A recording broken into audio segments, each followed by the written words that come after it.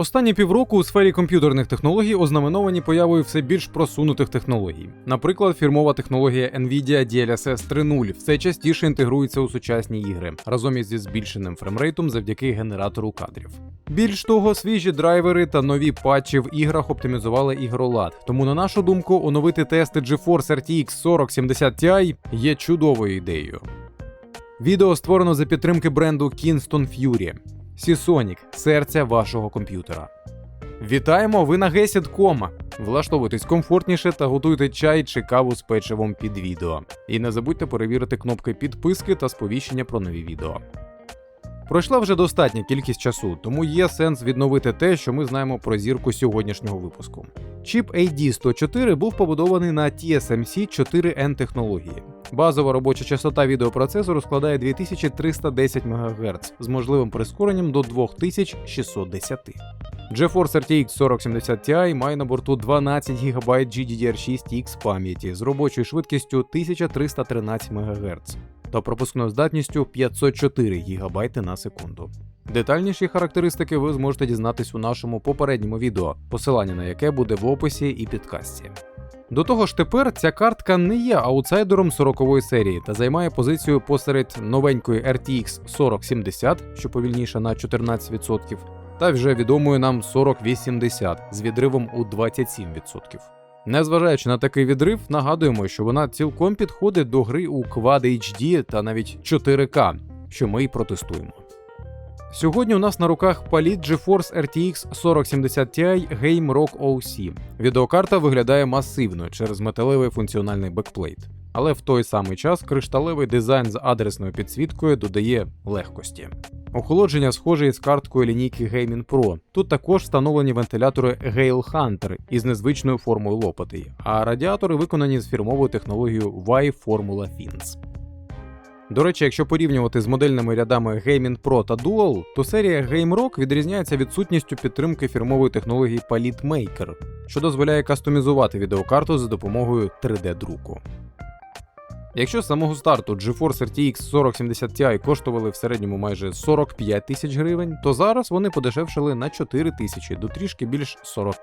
Саме версію Palette Game Rock OC можна знайти за ціною від 38 з лишнім тисяч гривень, що певно більше за рекомендовані $800.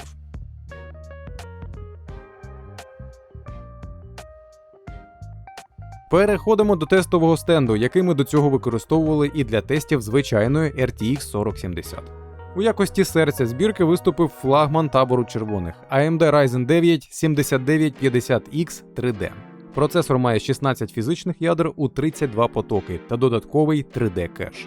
Більш детально ви можете дізнатися про CPU у нашому нещодавному огляді, посилання за підказкою та в описі.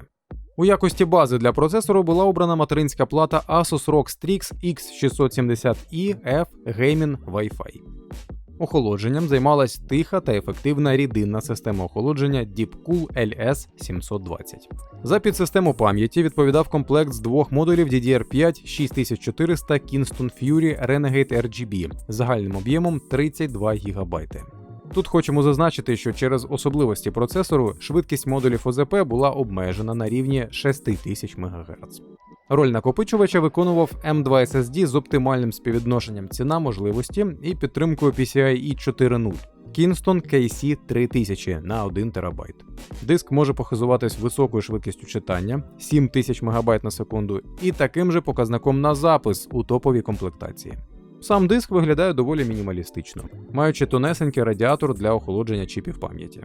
Щодо надійності, то середнє напрацювання на відмову заявлене на рівні майже 2 мільйонів годин, тому наявна 5-річна гарантія від виробника.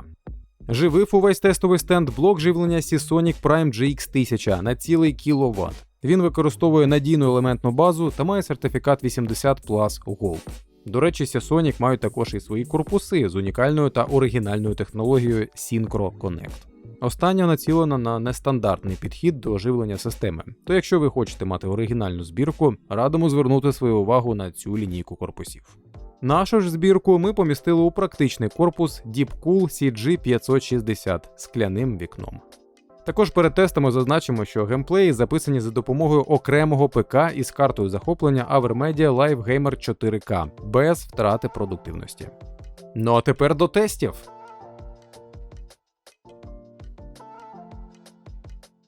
Цього разу починаємо одразу з ігор. У Apex Legends система поводила себе впевнено, показавши результат 237 кадрів на секунду під час тестів у 1440p.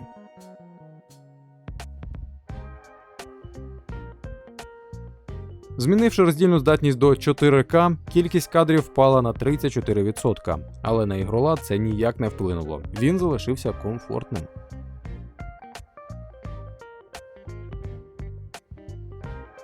Новенький Battlefield з пресетом Ultra без DLSS та променів тримав середній показник FPS на рівні 124. Керування залишилось комфортним, але під час гри ми помітили деякі маленькі посмикування.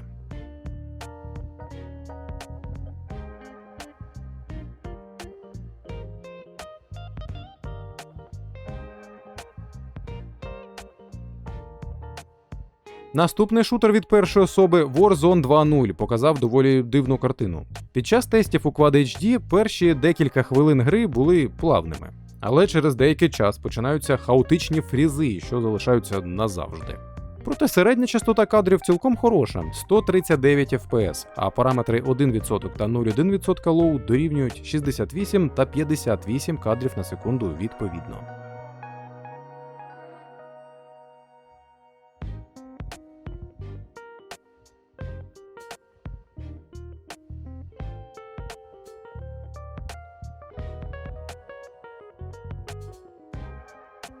Продуктивність системи у 2160p зменшилась на 38% в середньому, тоді як нечасті та дуже нечасті показники зменшились на 55 та 81%, а кількість фрізів немов збільшилась.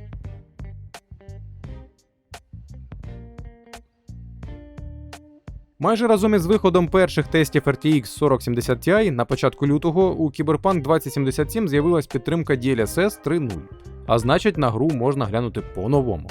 Так от, футуристичний Open World від CD Projekt Red без DLSS, рейтрейсингу та генератору кадрів майже підкорив відмітку 85 кадрів на секунду.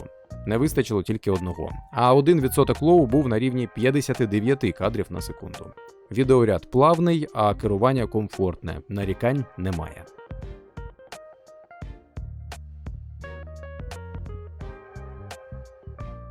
А якщо ми додамо Ray Tracing в режимі Overdrive, вімкнемо Frame Generator і виставимо DLSS на Quality, то майже нічого не зміниться. Картинка залишається приємною, хоч іноді й проскакують артефакти та мутність в динаміці. Кількість кадрів впала приблизно на 5%, проте статистика рідкісних подій збільшилася на 10%, що не може не тішити.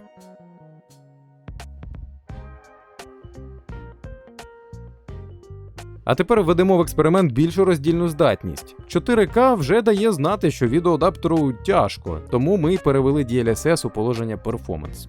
Але із такими налаштуваннями показник кадрів може падати до 50, хоч і залишається в середньому на рівні 59. Іноді проскакують мікрофрізи, а 1% лоу цього разу впав вже до 48.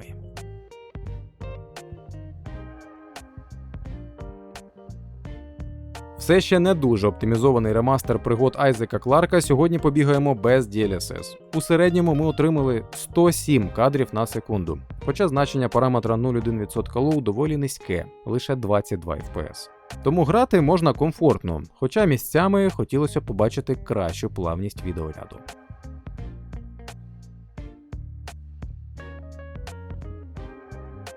Dying Light 2 без DLSS та із High Quality Ray Tracing виглядає плавно та приємно. Так, 60 кадрів ми бачили не завжди, хоч і в середньому отримали показник на рівні 66 FPS, а показник рідкісних подій всього на 18% менше.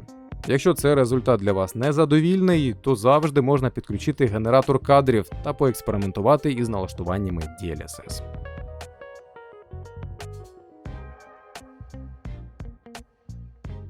Ігрова Мексика в автосимуляторі Forza Horizon 5 і без променів виглядає неймовірно. У Quad HD геймплей був максимально приємний, а відеоряд залишався плавним. Графік часу кадру показував деякі невеликі піки, але на око це не сприймалося. Сама кількість кадрів у середньому трималась на рівні 150 на секунду.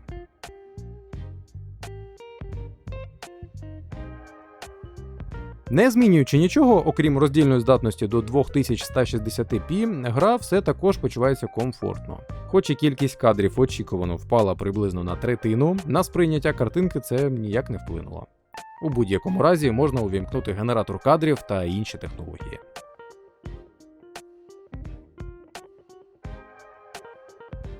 Останньою королівською битвою на сьогодні в нас залишається Fortnite. Одразу вмикаємо на Night Virtualized Geometry і отримуємо цікаву картину – 65 кадрів на секунду. Це, на перший погляд, не так вже й погано, і картинка виглядає приємно, одначе не обходиться без періодичних посмикувань. Чудовим варіантом у такому разі може бути увімкнути DLSS, щоб отримати більше FPS. Але є ще одна опція – вимкнути ці на Night. І тепер ми вже отримуємо приріст продуктивності майже утричі. Втім, картинка трохи втратила в якості, хоч і не критично.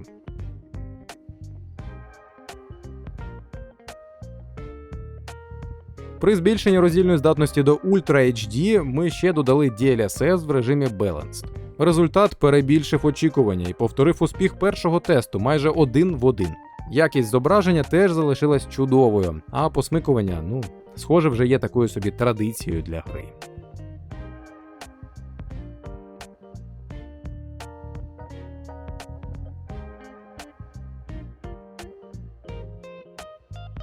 Під час гри в God of War ніяких проблем ми не спостерігали.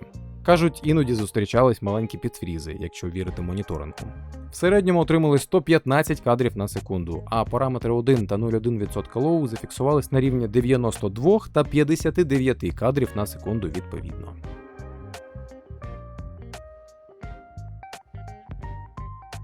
У 4К керування Кратосом ніяк не погіршилось, як і візуальна складова гри. Середня кількість кадрів впала приблизно на 31%, а статистика нечастих подій менша на 28% за попередні дані.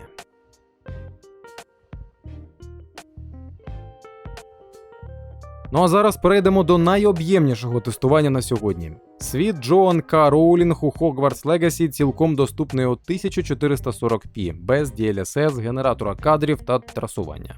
Використання УЗП та проблеми із завантаженням графічного процесору нас дещо здивували. У підсумку ми отримали 96 кадрів на секунду, але плавність відеоряду засмучує. На це вказують низькі показники 0,1% low, всього лише 8 FPS.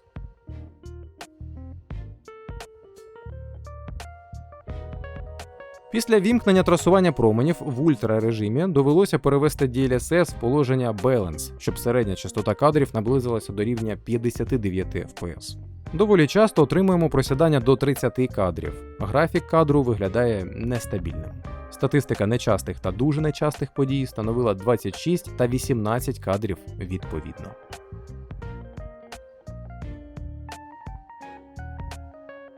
Після цього ми зробили ще одну пробіжку, вимкнувши DLSS та увімкнувши генератор кадрів. Хоч підфрізи нікуди й не ділися, але середня кількість кадрів збільшилась на 34%. Показник 1% low збільшився на 38%. Однак 0,1% low впав удвічі.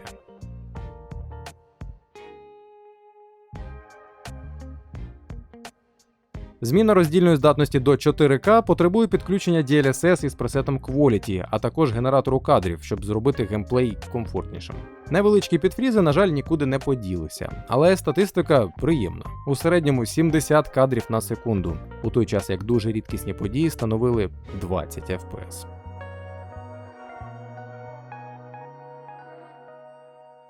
Need for Speed Unbound без усіляких труднощів пройшла сьогоднішні тести. Ані посмикувань, ані візуальних проблем помічено не було. Середня кількість кадрів залишилась на рівні 146 FPS, у той час, коли навіть статистика рідкісних подій становила 109 кадрів на секунду.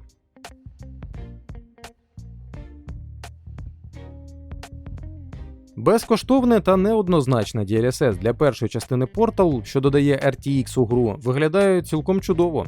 Ігролад однозначно приємний, хоч і зустрічаються деякі посмикування та мікрофрізи. Як на початку це можна було помітити на графіку кадру. На максимальних налаштуваннях, які на нашу думку ні на що не впливають, ми отримали в середньому 94 кадри на секунду. Показник 0,1% low виявився дещо жахливим. Він менше на 91% та дорівнює всього 9 кадрам на секунду.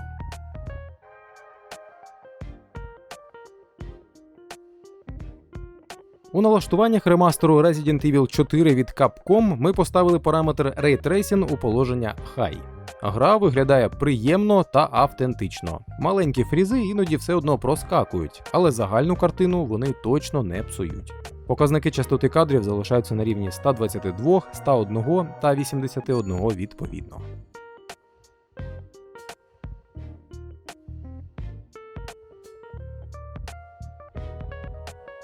У 4К пригоди Леона Кеннеді відчуваються приблизно так само, як і в Quad HD. Посмикування все також на місці, а статистика частоти кадрів зменшилася на 36-45% за всіма параметрами.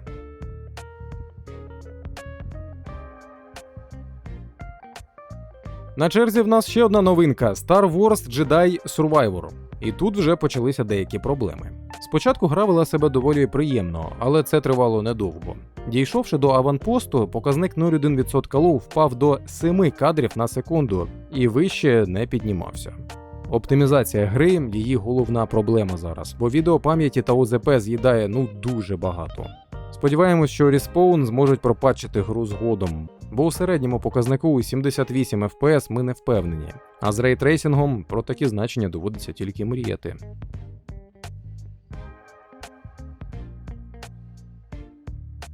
Останнім проєктом на сьогодні залишається другий бестселер від проджектів – Відьмак 3 Дикий Гін. Одразу зазначимо, що тести відбувалися перед патчем 4.0.3, який, можливо, ще більше покращив ситуацію.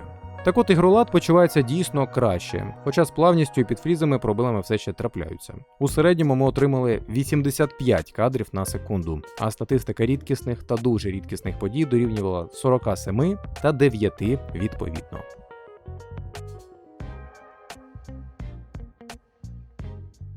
Такий собі стрес-тест у 4К з DLSS на Quality та максимальним трасуванням проміння третя частина пригод відомого білого вовка пройшла чудово. Якість картинки покращилася, а суттєві втрати продуктивності не відчуваються – від мінус 10 до 20%. Плавність залишилася на рівні тесту у 1440p, а підфрізи просто гарантовані у великих селищах та містах.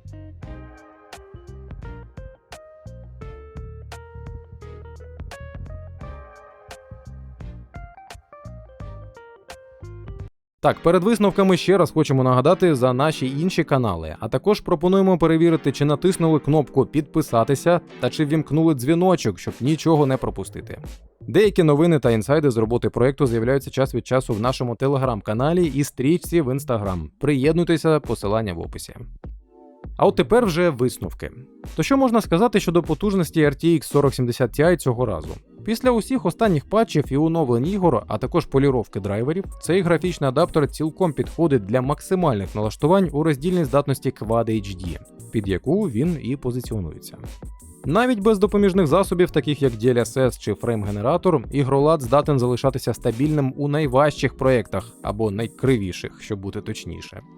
Якщо ви вже збираєтеся грати у 4К Ultra HD, то тут вже доведеться експериментувати з налаштуваннями, бо багато проєктів ще не оптимізовані достатнім чином. До того ж, карточці в таких іграх може не вистачати 12 ГБ відеопам'яті, тому для моніторів з високою роздільною здатністю краще буде звернути увагу вже на 16-гігову RTX 4080, про яку, до речі, мова піде вже у наступному відео. А які ваші враження від тестів цієї відеокарти? Можливо, ваш досвід із нею зовсім інший? У будь-якому разі ми будемо раді почути вашу думку в коментарях до цього відео, а вподобайки ще більше нас надихатимуть на нові тести та експерименти. Ви були на GESID.com, друзі. До зустрічі! Все буде Україна!